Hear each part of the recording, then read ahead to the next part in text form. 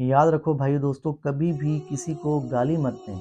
انسان جو ہے وہ لوگوں کی نظروں میں اس قدر نہیں گرتا گالی دینے سے جس قدر وہ اللہ رب العزت کی نظروں سے گر جاتا ہے۔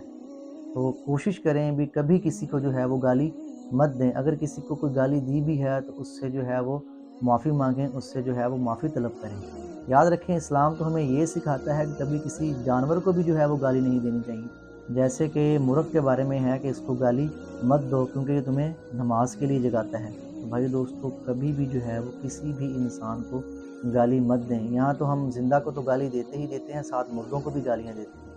اللہ تعالیٰ سے جو ہے وہ معافی مانگیں، کبھی بھی جو ہے اپنی زبان سے کسی کو گالی مت دیں، کسی کو برا بھلا مت کہیں۔